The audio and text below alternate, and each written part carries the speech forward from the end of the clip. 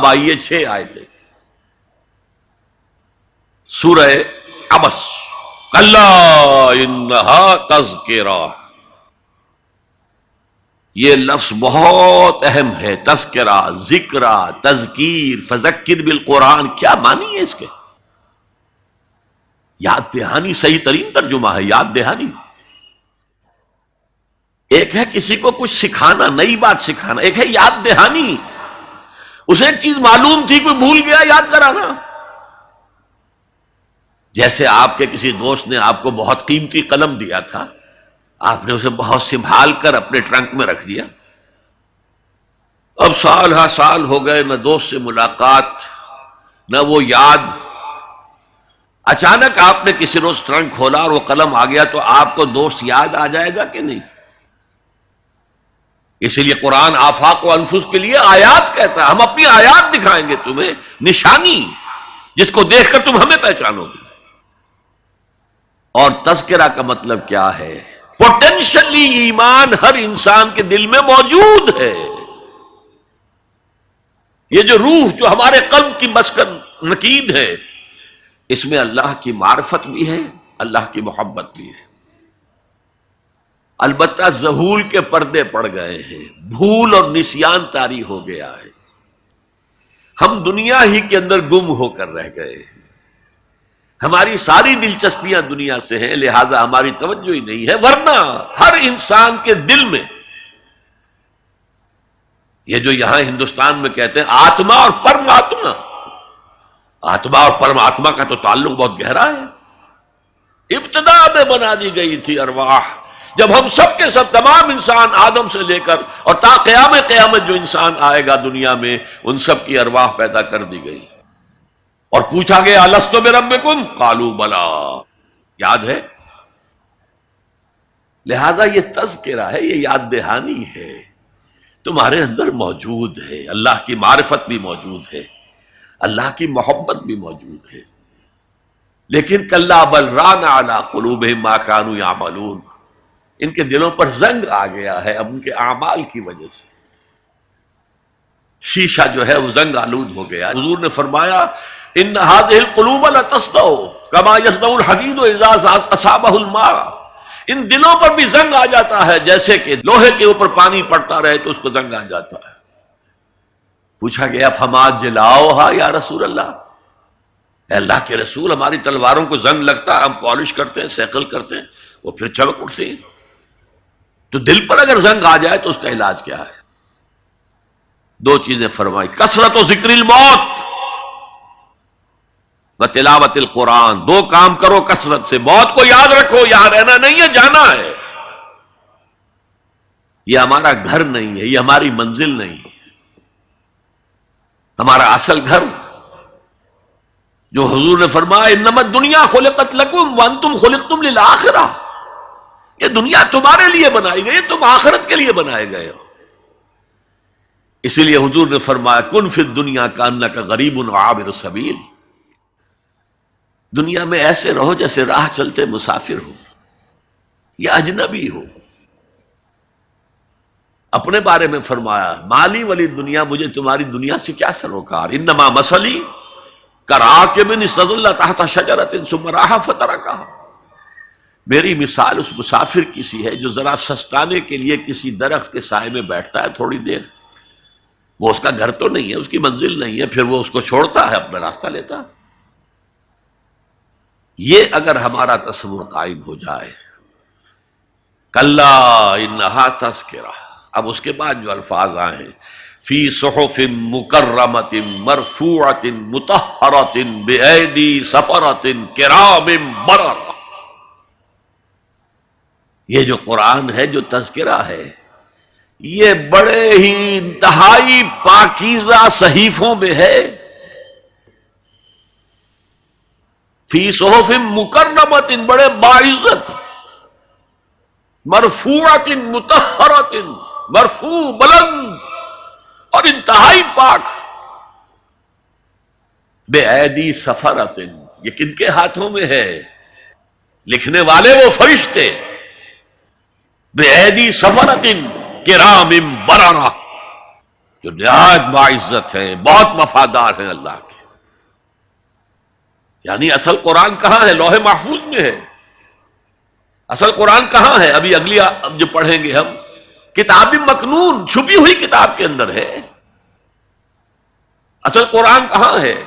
وَإِنَّهَا لَفِي أُمِّ الْكِتَابِ لَدَيْنَا لَعَلِيٌّ عَظِيمٌ. یہ تو اس ام الکتاب میں جو ہمارے پاس ہے، بہت بلند ہے اور بہت عظمت والا ہے. یہ 6 آیتیں ہو گئی. اب آئیے 8 آیتیں جو آپ نے سنی، بہت خوبصورت قرات تھی ماشاءاللہ. فَلَا أُقْسِمُ بِمَوَاقِعِ النُّجُومِ. یہ لا جب آتا ہے پہلے تو وہ مخاطب کی بات کی نفی کرنے کے لیے، نہیں اٹ از لائک دیٹ، یہ نفی ہے. لا اقسم بیوم القیامہ، تمہارے خیالات غلط ہیں، میں قیامت کی قسم کھاتا ہوں. تو فرمایا فلا اقسم بمواقع النجوم. وقع یقع کے کیا معنی ہے؟ اور یہ سورت کون سی؟ واقعہ. اذا وقعت الواقعہ، وقع گر جانا، پڑ جانا. یہ ستاروں کے ڈوبنے کی جگہ ہے.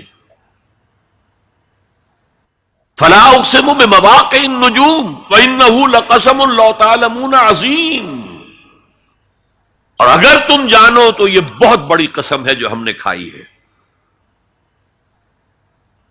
اس وقت کا انسان کیا سمجھتا کہ ستارے کہاں جاتے ہیں، کہاں غروب ہوتے ہیں، کہاں گرتے ہیں؟ آج ہمیں معلوم ہے. سورہ حامیم سجدہ میں جو کہا گیا ہے سنریہم آیاتنا فی الآفاق وفی انفسہم حتی یتبین لہم انہ الحق. ہم انہیں اپنی نشانیاں دکھائیں گے آفاق و انفس میں، یہاں تک کہ یہ بات واضح ہو جائے گی کہ قرآن حق ہے. آج ہمیں معلوم ہے خلا میں بلیک ہولز ہیں، اور یہ بلیک ہولز بڑے بڑے ستاروں کے پچکنے سے، پچک جانے سے پیدا ہوئے. اور جب وہ بڑے ستارے پچکتے ہیں، جو خلا پیدا ہوتا ہے، ویکیوم، اس میں بڑی طاقت ہوتی ہے. اس کے پاس سے کوئی سیارہ، کوئی ستارہ گزر جائے اسے کھینچ لیتا ہے قبر کے اندر. یہ بلیک ہولز کا تصور. اسی لیے اللہ نے اس وقت کے لوگوں کے لیے کیا کہا؟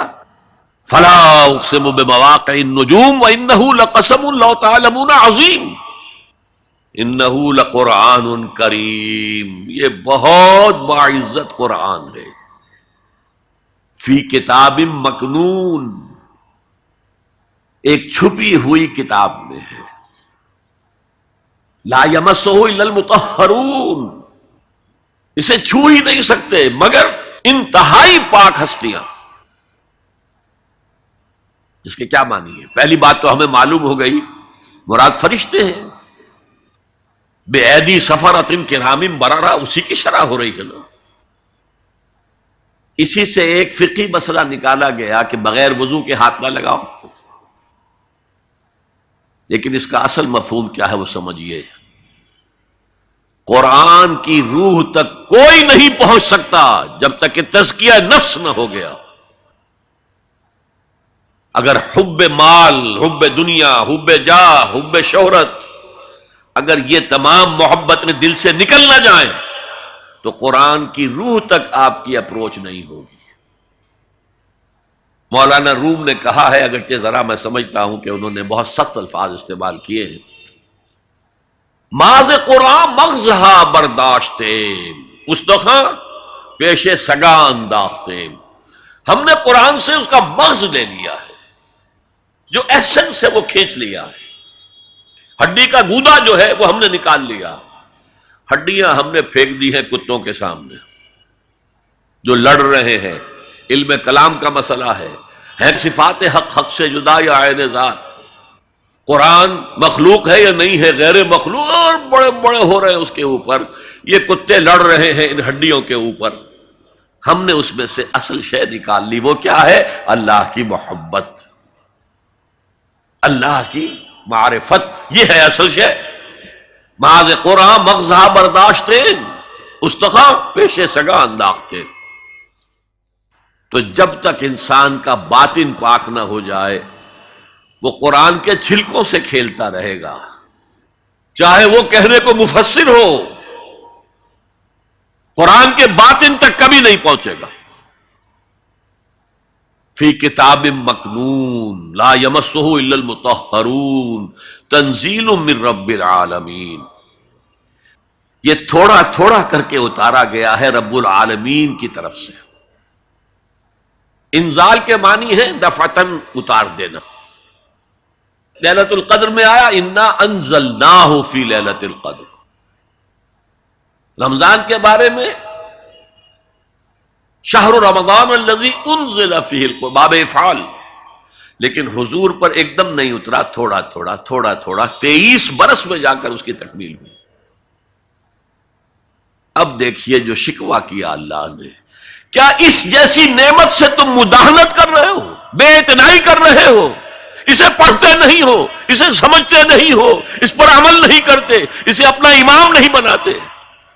تمہارا طرز عمل یہ ہے، بلکہ تم نے اپنا نصیب یہ بنا لیا ہے کہ تم اسے جھٹلا رہے ہو. غور کیجئے، جھٹلانا جو ہے دو طرح کا ہے. ایک ہے زبان سے کہنا کہ یہ نہیں ہے، کوئی اللہ کا کلام نہیں ہے، یہ قرآن وغیرہ جھوٹ سب اساطیر الاولین ہیں، یہ محمد نے گھڑ لیا ہے وغیرہ وغیرہ، جھٹلانا ہو گیا.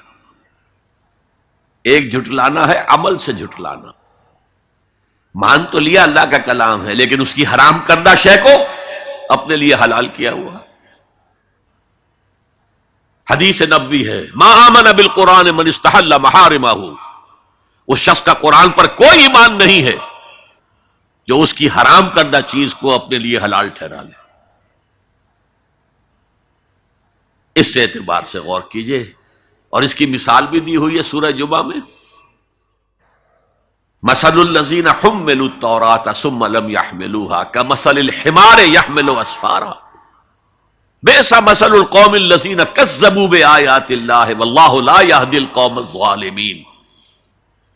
مثال ان لوگوں کی جو حامل تورات بنائے گئے تھے اور پھر انہوں نے اس کی ذمہ داری کو ادا نہیں کیا، اسے قائم نہیں کیا، اس کے احکام پر عمل نہیں کیا. جیسے فرمایا ہے سورہ اعراف میں قل یا اہل الکتاب، کہہ دیجئے اے نبی صلی اللہ علیہ وسلم، اے کتاب والو لستم علی شیء حتی تقیموا التوراۃ والانجیل وما انزل الیکم من ربکم. تمہاری کوئی حیثیت ہماری نگاہ میں نہیں ہے، تمہارا منہ نہیں ہے کہ ہم سے دعا کرو جب تک کہ تم تورات اور انجیل کو اور جو کچھ نازل کیا گیا تمہاری طرف اسے قائم نہیں کرتے. آج اللہ ہماری دعائیں نہیں سنتا. 30 لاکھ جا کر حج کرتے ہیں. دنیا کے حالات میں کوئی ذرہ برابر فرق آتا ہے؟ اول تو حرام کی کمائی سے حج ہو رہا ہے، تو حج ہے ہی نہیں سرے سے. جو کچھ کرتے گئے تھے سودی کاروبار وہی آ کر دوبارہ شروع کر دیا. سرکاری ملازم تو جو رشوت پہلے لے رہے تھے اس کے بعد آ کر شروع کر دی. یہ کیا ہے؟ یہ تکذیب بالعمل ہے، جھٹلانا ہے. تم نے اپنا نصیب یہ بنا لیا ہے کہ تم قرآن کو جھٹلا رہے ہو جیسے کہ انہوں نے جھٹلایا تھا. مثل الذین حملوا التوراۃ ثم لم يحملوها كمثل الحمار يحمل اسفارا. ان کی مثال ان گدھوں کی سی ہے جن پر کتابوں کا بوجھ لاد دیا گیا. مکالمات فلا تم گشڑی باندھ کر گدھے کے اوپر رکھ دیجئے تو کیا وہ واقعی منطقی اور فلسفی بن جائے گا؟ یہ مثال اللہ دے رہا ہے. اور یہ مثال کیوں دی گئی ہے؟ اس آئینے میں ہمیں ہماری تصویر دکھائی گئی ہے. تم اگر قرآن کا حق ادا نہیں کر رہے تو تمہاری مثال وہی ہے جو یہود کی تھی. بئس مثل القوم الذین کذبوا بآیات اللہ. بری مثال ہے اس قوم کی جس نے اللہ کی آیات کو جھٹلایا. تو زبان سے تو یہودیوں نے کبھی نہیں جھٹلایا تورات کو، عمل سے جھٹلایا ہے. هي الحلقات تحفظني بآيات من القرآن، هي الحلقات تملأني بحب المصطفى العدنان، هي الحلقات تحفظني